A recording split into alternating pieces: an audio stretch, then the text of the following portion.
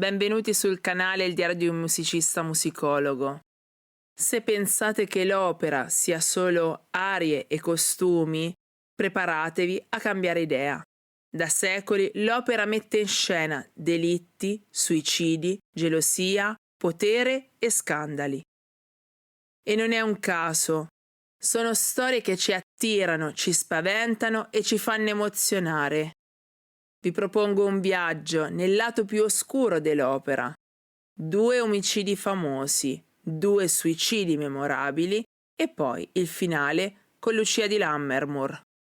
Piccolo avviso, parleremo di violenza e suicidio in modo storico e culturale, senza dettagli morbosi.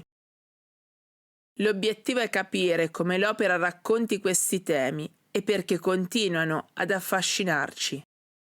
Oggi il crimine sembra ovunque, ma il fascino del delitto non nasce oggi. Già nell'Ottocento la cronaca nera vendeva copie e ancora prima il teatro usava la violenza per parlare di passioni estreme. L'opera, in questo, è una macchina potentissima. Partiamo da un omicidio famosissimo, Don Giovanni. All'inizio dell'opera c'è un duello. Il commendatore muore.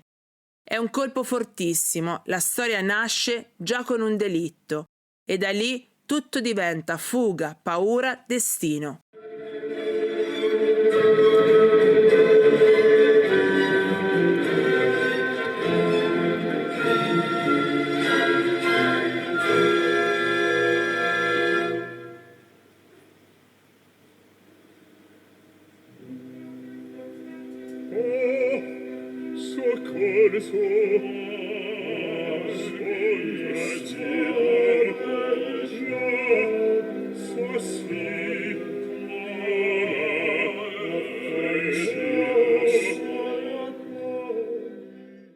Qui l'omicidio non è solo azione, è il punto morale della storia. Da quel momento Don Giovanni non scappa solo dalla legge, scappa da una condanna più grande che sembra quasi inevitabile. Poi arriviamo a Carmen. Qui il delitto diventa più vicino alla vita reale. Non è un mito lontano, è gelosia, possesso, rabbia. Alla prima del 1875 Carmen scioccò molto. Non perché l'opera non avesse mai mostrato la morte, ma perché quella storia sembrava moderna, concreta, e la protagonista era una donna libera che rifiuta di essere controllata.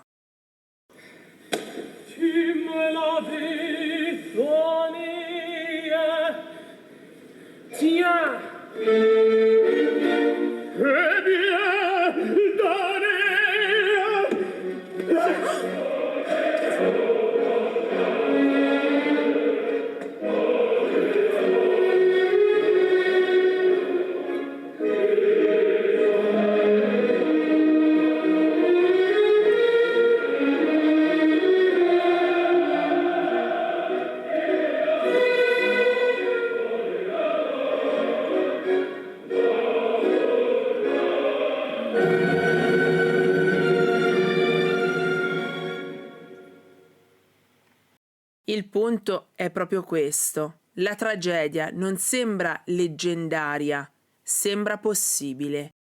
Ed è anche per questo che ancora oggi Carmen colpisce. È una storia che parla di possesso e violenza contro una donna.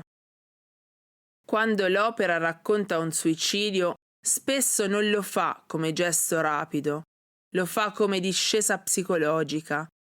La musica ti porta dentro la testa del personaggio. Paura, vergogna, dolore, rassegnazione. Uno dei suicidi più antichi e impressionanti è nell'opera barocca L'Incoronazione di Poppea. Seneca riceve l'ordine di morire. La scena è solenne, quasi rituale. Non è solo tragedia privata, è potere politico che schiaccia l'essere umano.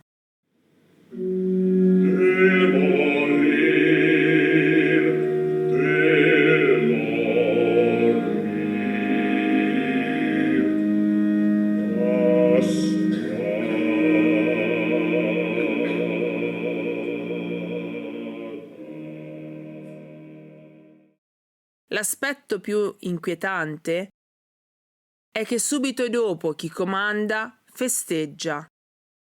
È una scena che fa capire quanto l'opera possa essere cinica e realista. La morte di uno può diventare un dettaglio nel gioco del potere. Un'altra morte famosa, spesso letta come suicidio, è quella di Didone in Dido and Aeneas. Qui non serve azione, basta il lamento.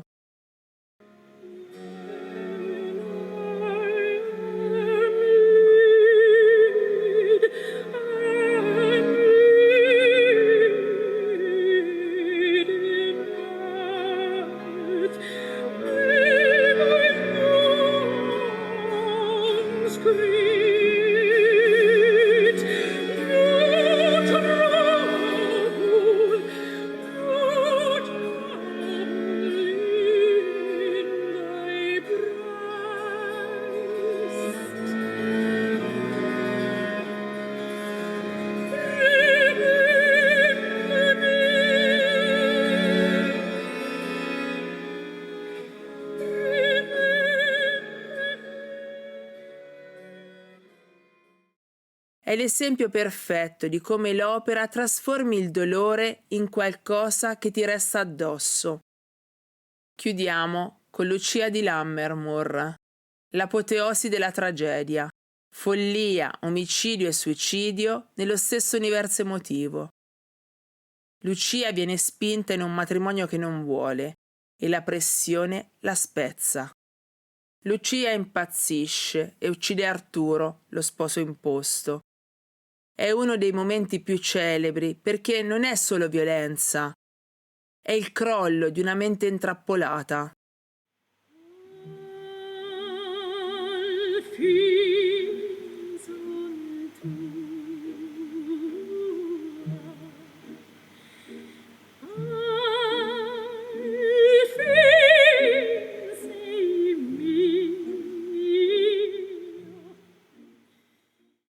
E quando Edgardo scopre la morte di Lucia, decide di seguirla, si toglie la vita. Qui l'opera chiude un cerchio immaginario, amore, perdita e nessuna via d'uscita.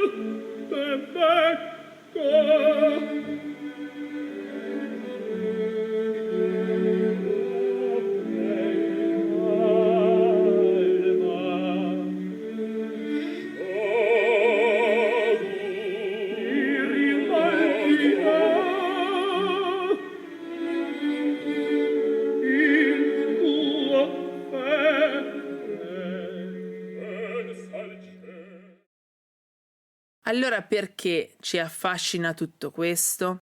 Perché il teatro è un luogo sicuro, dove guardare l'orrore da lontano e trasformarlo in significato. L'opera non ci insegna la violenza, ci mostra cosa succede quando desiderio, gelosia e dolore diventano assoluti, e lo fa con una forza emotiva che pochi altri generi hanno. Ci sono moltissimi altri momenti terribili nell'opera. E quale ti ha particolarmente colpito?